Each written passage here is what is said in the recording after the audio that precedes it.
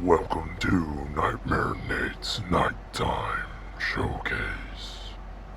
Now, before we get into the video, I want to preface this with my experience with the franchise. I grew up as a Resident Evil kid, but I always knew of Silent Hill, but just never had access to it. I wanted to play it badly, but never had a way of getting it. Until I believe I was 10 to 12ish and I got Silent Hill Homecoming at the local game store. And when I brought it home and played it, I was reassured of my FOMO of the franchise. Until a couple of years ago, I found myself with the intrigue to check it out again, so I took people's advice. My wife is a huge Silent Hill fan, and basically I was telling her about how I wanted to try it out, but I couldn't afford a $200 PS2 game. And at that time, I didn't have a good enough computer to emulate the game with a stable frame rate. So she told me that her mother had the whole collection, so I got my PS2 and started with Silent Hill 2. And Silent Hill 2 broke me. It's cringe, but Silent Hill 2 fucking changed my life. The last time a game connected this deeply with me was the Dark Souls franchise. It's debatably the best horror game ever made. You don't need me to tell you that Silent Hill 2 is a masterpiece. But even masterpieces have their flaws. See, for something to be considered a masterpiece to me, the piece of art, whether it be a game, movie, or show, has to be able to engross me in it. I have to obsess over it for months, think about it at work, dive into online rabbit holes just to learn more about it. I have to crave experiencing it and feel depressed that it's over. You see, no piece of art is flawless, so if we went by that metric, nothing would be a masterpiece. So if I believe Silent Hill 2 is a masterpiece, what could I want out of the remake? Well, if you've watched my other videos, you would know how much I love the modern combat systems of survival horror games. Not to knock the original, but the combat, especially in the later half of the game, really loses its tension. So all I wanted was Silent Hill 2 with a combat system and encounters that matched the greatness of Silent Hill 2's other aspects. And the Silent Hill 2 remake delivers.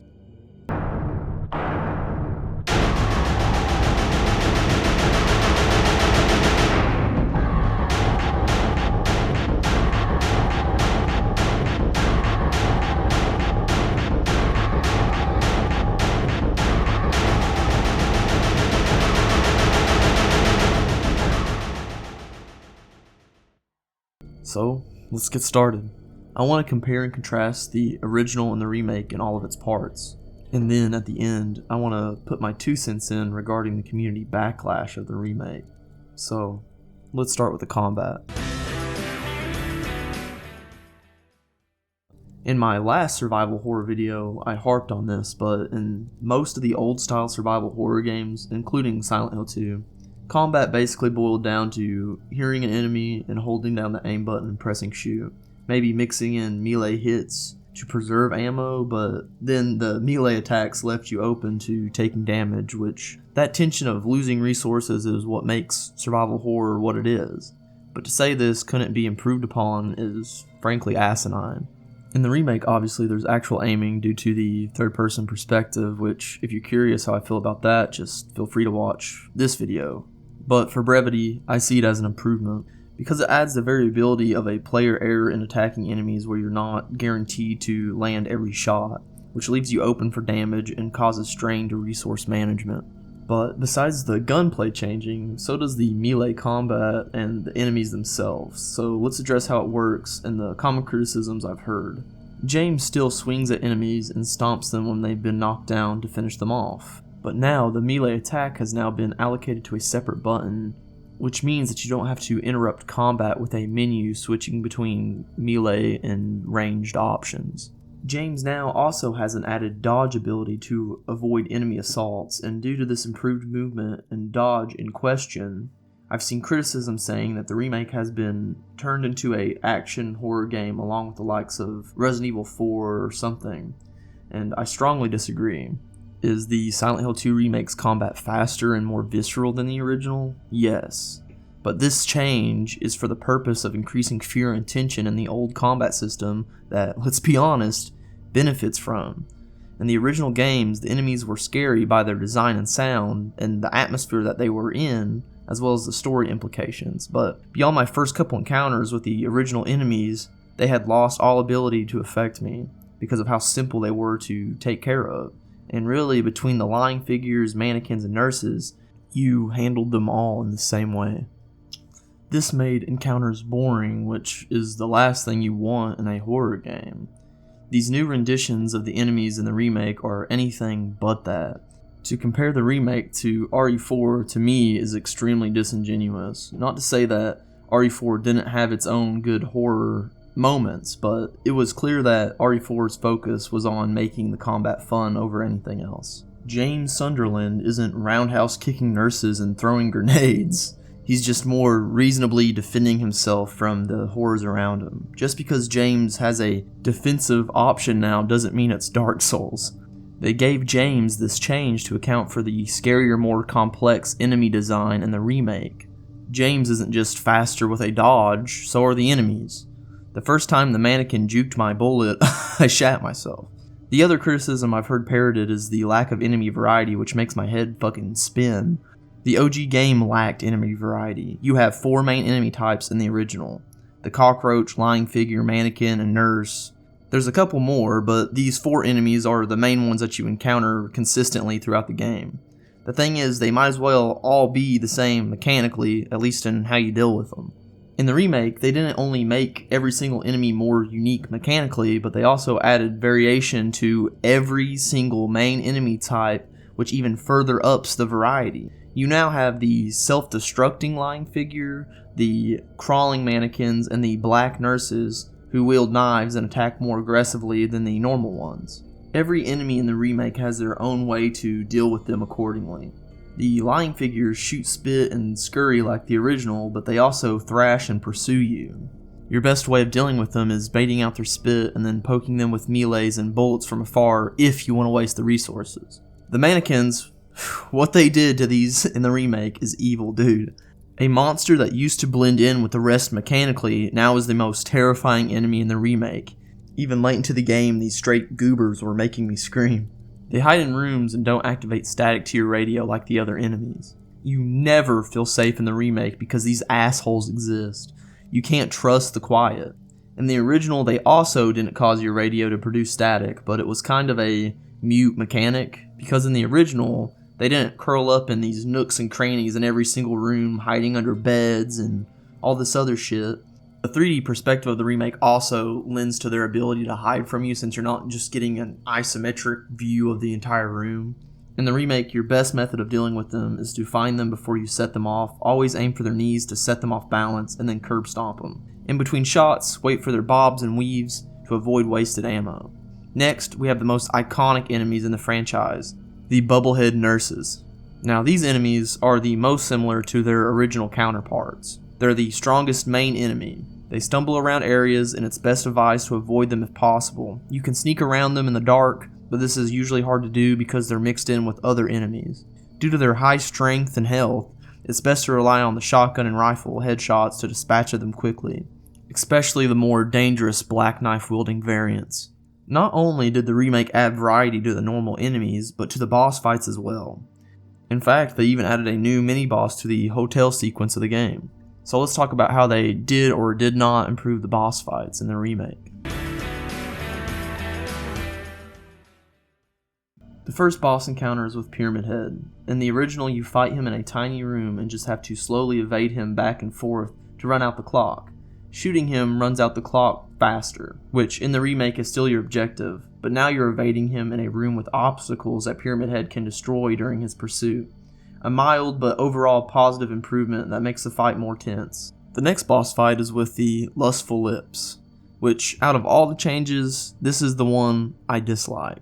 In the original, 2 caged monsters follow you in a room as you step away and shoot them, which in all honesty is how all the rest of the boss fights in the original go. In the remake, you fight 1 caged monster that keeps popping from the ceiling and then retreating, and so you have to get your licks in while you can, which is where my issues reside. This section of the fight is boring and frustrating, more so than scary. You wait ages for him to make a move, and on harder difficulties it takes forever to end this phase. Once you've done enough damage, he drops down from the ceiling as more of his appendages escape containment, spinning and chasing you around the room. This portion of the fight I like more than the original, but the first phase I think they should have kept it more in line with the earlier rendition. And then if they just added that second phase, it would have been an evolution of the original without the added frustration. Next up, we have my favorite boss fight from Silent Hill 2, the Abstract Daddy. This, in my opinion, is the most positive transformation of any fight in the remake, and I fucking love it. It really deserves its own video, but this guy already made an excellent piece on this subject, so go check that out if you're interested. Eddie's fight in the remake is left basically unchanged from the original in concept. I mean, there's something to be said about the beefed up environment and Eddie's added speed and hit and run tactics. His fight is a clear improvement to the original. That being said, I was personally disappointed. I was hoping in the remake that they would make a more drastic change to this fight, which I don't know how popular my opinion would be, but I was curious to know how you guys feel about this idea. So I always had a problem with how Eddie's fight was handled in the original. You're just shooting this fat kid and he's shooting you back over and over again 10, 20 times, which is fine when the boss is a monster, but I'm sorry, there's just a huge disconnect for me, and it breaks my immersion with this story. Like, come on, dude, how can I take this fight seriously when I'm point blank blasting this dude in the face with a 12 gauge and he's still alive, like nothing happened? In other kinds of games, it wouldn't matter so much, but in a game like Silent Hill 2, it does, deeply. So I was hoping for the remake that they would find a way to remedy this. I always thought it would work if you had Eddie turning into some kind of monster that related to James in some way. You know, not actually, but just in James's mind, he perceives Eddie as this monster, and then after the fight, James finds Eddie on the floor. So like in reality, Eddie's just himself, but that's just one way you could do it. If you guys have some cool ideas on this, I'd love to hear it, because I'm just really personally interested in the subject. Did you guys have an issue with this as well, and if not, why? How does this fight make sense to you in the context of Silent Hill? But anyways, let's go on to the next one, the double Pyramid Head fight. Again, the double Pyramid Head fight is extremely faithful to the original, just a more fast, more tension-filled version with added attacks. I, for instance, really love the fact that they throw their spears at you in the remake. So now let's talk about the final boss, Maria. Maria still has her bug projectiles, but now they glow and can be shot at to eliminate them as a threat. Maria, like the rest, is more aggressive, spinning and whipping while being pressured by projectiles, with a second phase that has her attacking you in this sewer-like labyrinth, which has the unfortunate return of the mechanic I hated in the Lustful Lips boss fight. But it's still more engaging and scarier than the original, but damn, I hate that popping out of the ceiling shit. Now let's talk about the level design in comparison to the original. The remake is faithful in the level design to the degree that if you're a fan of the original, you'll even know where certain rooms are located based on where you are. All the main locales are here with faithful placement to the original, but that's not to say that they didn't tweak anything. There's changes to how you progress through and the puzzles. A lot of the changes to puzzles are really up to preference and whether you like the original or the remake more.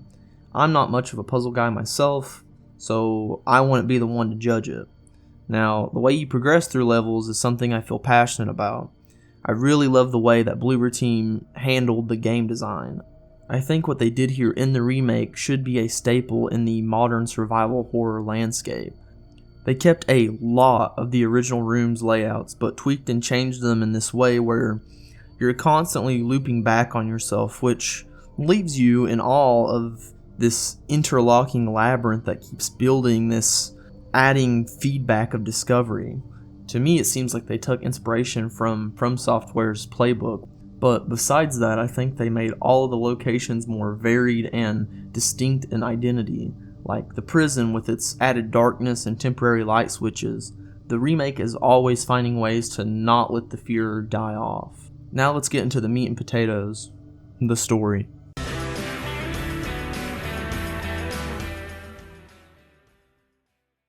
In this section, I'll mainly be comparing the characters from the two versions. Since that's where it seems most of the tension lies in the discussion of this game, I'll also be touching on the added scenes.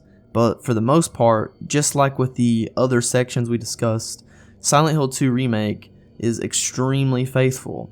Even so, there's enough tweaks that have caused rage and adulation alike, so let's talk about the voice acting. In the whole, I cannot see why people would be so upset with the remake's characters. The new cast for the remake mimic the original's work masterfully. Angela, Eddie, Maria are goated. They do such a good job you really would think that they got the original cast back. I was blown away with their performance.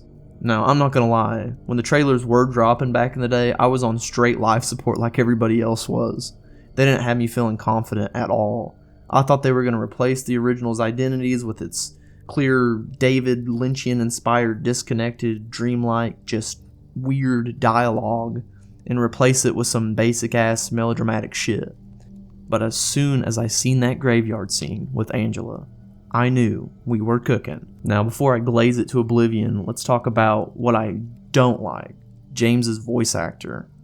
Now, granted, it's not as bad as I originally thought it was going to be.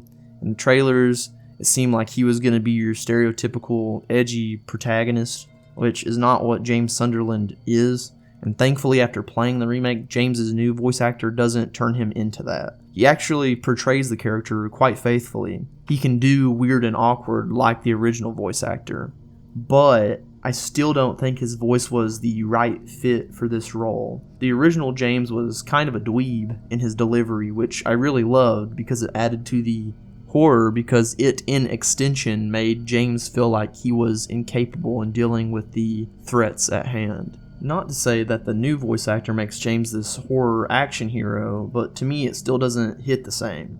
Which, I mean, altogether is honestly super nitpicky, but it's just how I honestly feel. My only other real dislike I had in this regard I want to go over is Mary's letter. This'll be short, and listen, I get it.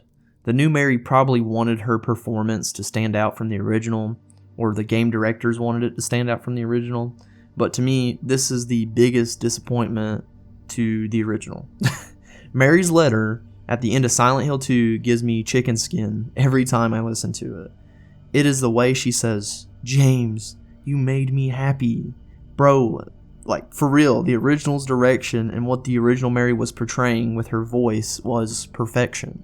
In the original, at least to me, I always took her performance as a woman who feels awful about how she's treated her husband through her terminal illness and wants to bring peace to her husband after her death.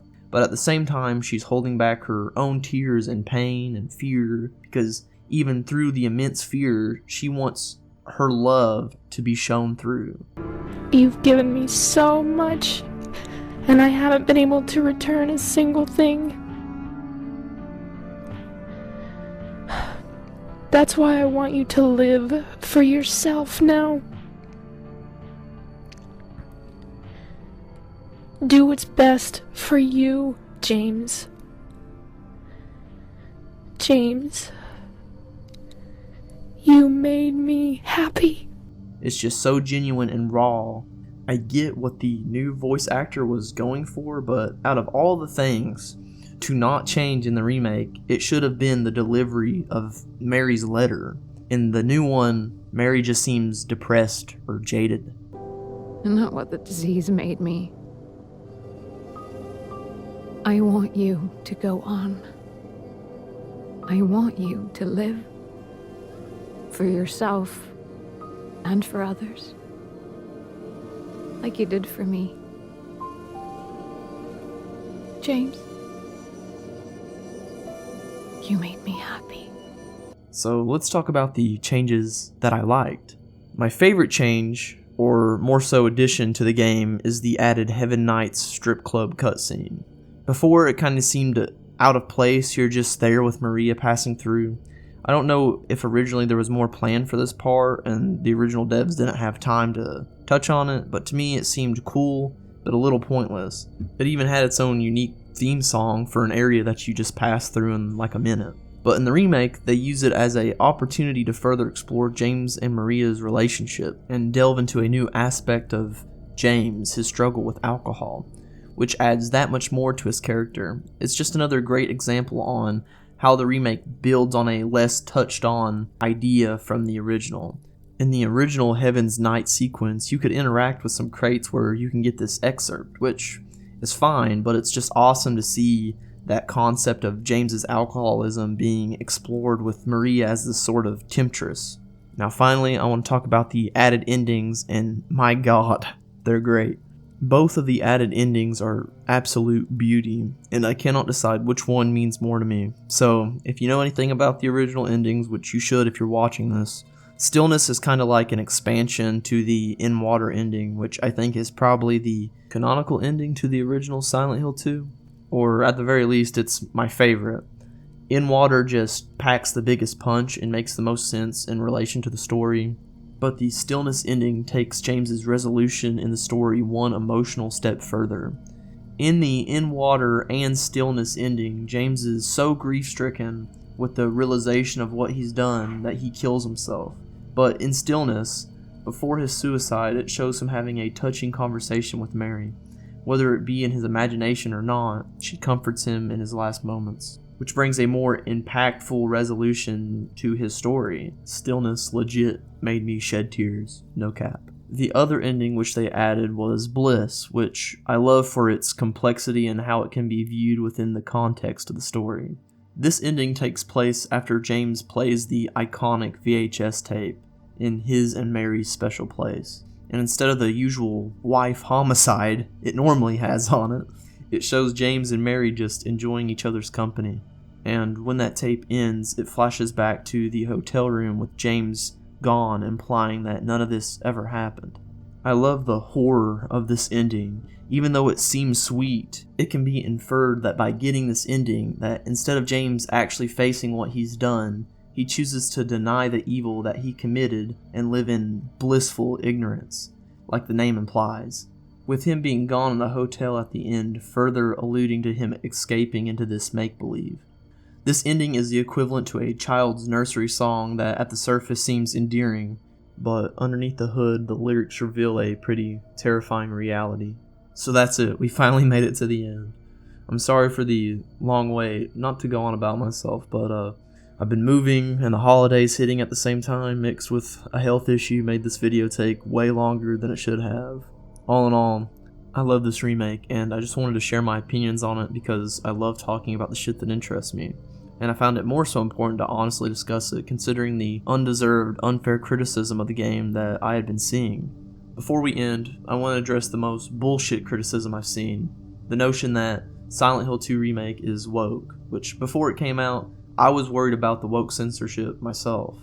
I thought there is no way they're not going to tweak at least some of the less PC aspects of it for modern audiences and our current political climate.